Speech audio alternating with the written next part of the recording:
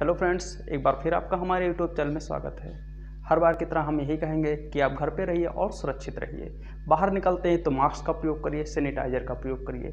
आज हम class 7th के मैथ पोर्शन में देखेंगे क्या कि कॉमर्शियल मैथमेटिक्स क्या होता है। ये हमारा चैप्टर 5 है और चैप्टर 5 में हम देखते क्या है कि इसमें हम किस प्रकार के सवालों को हल करते हैं। उसको लगाने से पहले मैं बात कर लेता हूँ कि इसमें जो भी टॉपिक हैं उन टॉपिकों के ऊपर हम सबसे पहले बात कर लेते हैं, चर्चा कर लेते हैं कि इसको हम किस प्रकार हल करते हैं और टॉपिक हमारी कौन कौन सी। तो सबसे पहले जो हमारी टॉपिक होगी क्या होगी, रेशियो परपोरेशन होगी। क्या होगी?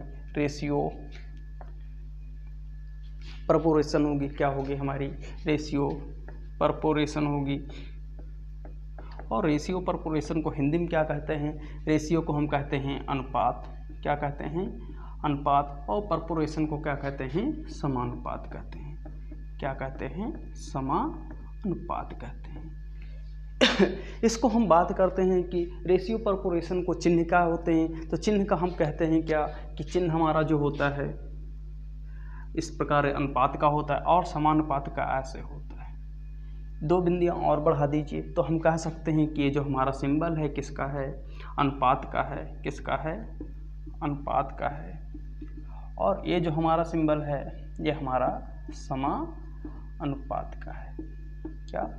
समानुपात का है। इसका हमारे इसमें उपयोग क्या है? तो उपयोग की हम बात करते हैं कि कोई भी संख्याएं लिखी होती हैं, अगर जैसे हमने लिखा हुआ है कोई संख्या हमारे पास है 4 और 5 और इसको कहा गया क्या है कि इन संख्याओं को हमको किस में व्यक्त करना है?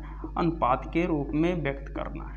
तो अनुपात के रूप में व्यक्त कैसे करेंगे हम यहाँ पे? तो देखा गया क्या कि हमने बताया क्या कि जब भी संख्या हमारी यहाँ पे अनुपात का सिंबल क्या होता है? दो बिंदियाँ होती। दो बिंदियों को कहाँ लगाया जाता है? दो अंकों के बीच में लगाया जाता है। तो दो अंकों के बीच का मतलब क्या है कि 4 लिखा यहाँ पे और इन दोनों के बीच में हम क्या कर देते हैं? इस तरह की बिंदी का प्रयोग कर देते हैं। तो ये हमारी संख्या क्या हो गई?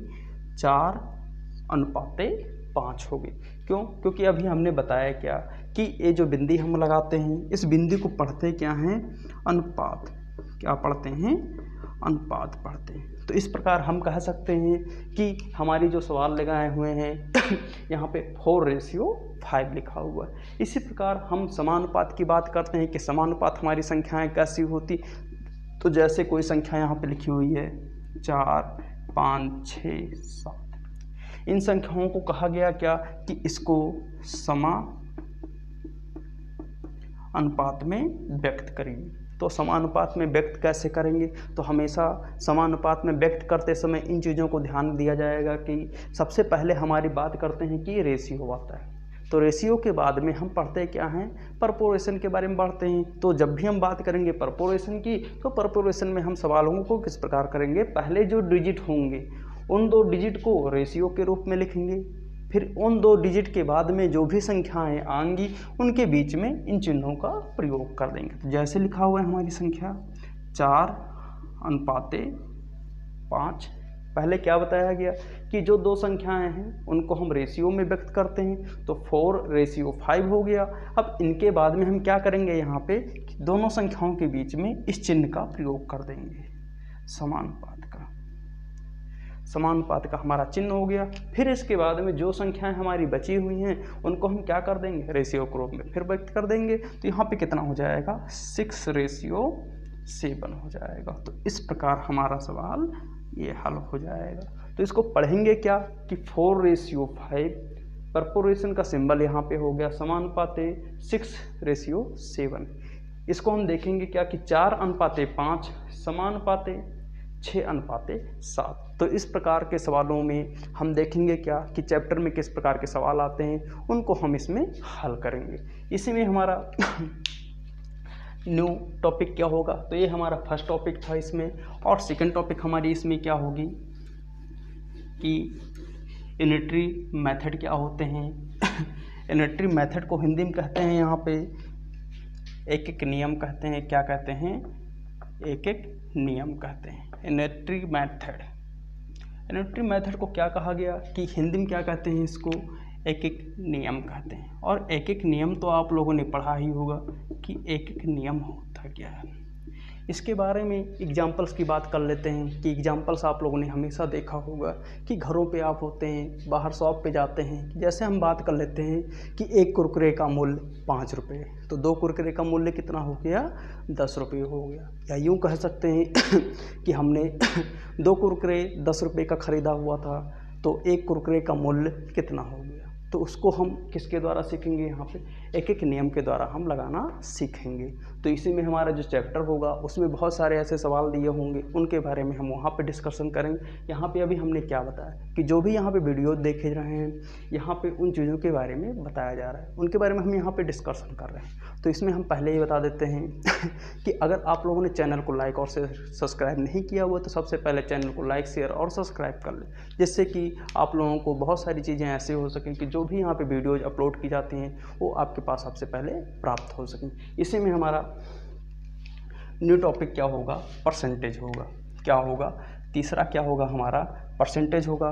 क्या होगा, परसेंटेज। परसेंटेज हमेशा बताया गया कि जब भी हम बात करते हैं कि परसेंटेज क्या होता है, तो परसेंटेज को हिंदी में क्या कहते हैं, प्रतिशत कहते हैं। क्या कहते हैं, परसेंटेज को प्रतिशत कहा जाता है। और प्रतिशत की हम बात करते हैं तो इसका तो आप लोगों ने बहुत सारी चीज़ों में उपयोग किया होगा। जैसे आपने स्कोर बोर्ड देखा होगा, आपने कोई भी सामान लिया होगा तो कितने % का डिस्काउंट हो रहा है, तो उन चीज़ों को उपयोग हम यहाँ पे करते हैं। तो उसी में हम देखेंगे क्या कि किस प्रकार के सवालों को यहाँ पे हम हल करते हैं। एक्सरसाइज में बहुत सारे ऐसे सवाल दिए गए। तो प्रतिशत का होता है सिंबल हमारा ऐसे सिंबल होता है, और इस सिंबल का हम प्रयोग हमेशा देखते हैं कि प्रतिशत हमारा कितने पे होता है। हमेशा ध्यान रखिए कि प्रतिशत जो हमारा होगा 100 पे होता है। कितने पे होता है, 100 पे होता है। जो भी सामान हमारा कोई भी निकालते हैं, किसी भी वस्तु का हम परसेंटेज निकालना चाहते हैं कि उसका प्राइस हमारा इतना है, तो उस प्राइस पे हम देखते क्या है कि हमेशा प्रतिशत जो हमारा निकलेगा 100 पे निकलेगा।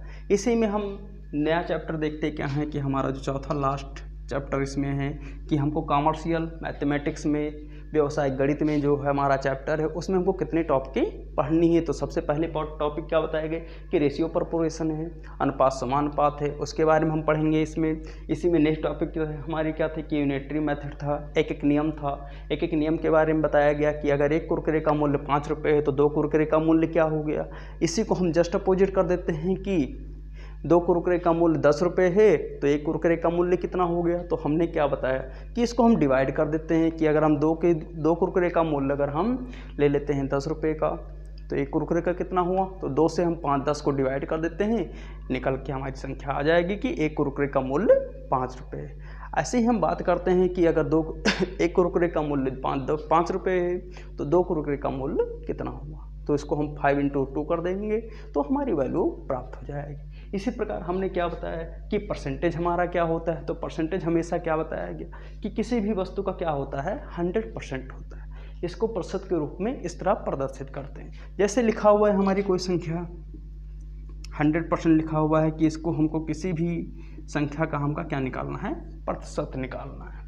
जैसे लिखी हुई हमारी संख्या यहाँ पे 20%, इसको हमको क्या करना है कि प्रतिशत के रूप में लिखी हुई संख्या है, इसको हमें हल करना है। तो हल करने में क्या बताया गया कि जो भी प्रतिशत होगा, प्रतिशत के स्थान पे क्या आ जाता है, 100 आ जाता है। कितना आ जाता है, 100 आ जाता है। तो 20 लिखेंगे और 20 को मल्टीप्लाई किससे करेंगे, डिवाइड किससे करेंगे, 100 से कर देंगे। 0 0 कट गया, 2 से काट देंगे 5, तो कितना आ गया 1/5। तो ये हमारा क्या हो जाएगा, आंसर हो जाएगा। यानी किसी भी वस्तु का जो हम परसेंटेज निकालेंगे तो 1/5 आ जाएगा, है ना। तो इसी प्रकार में सवालों में बहुत सारे एक्सरसाइज में सवाल दिए गए हैं, उनको हम यहाँ पे हल करेंगे और उसके बारे में हम देखेंगे। तो इसी में हमारा नया टॉपिक क्या होगा इसमें कि अगला जो हमारा टॉपिक है इसमें प्रॉफिट लॉस है।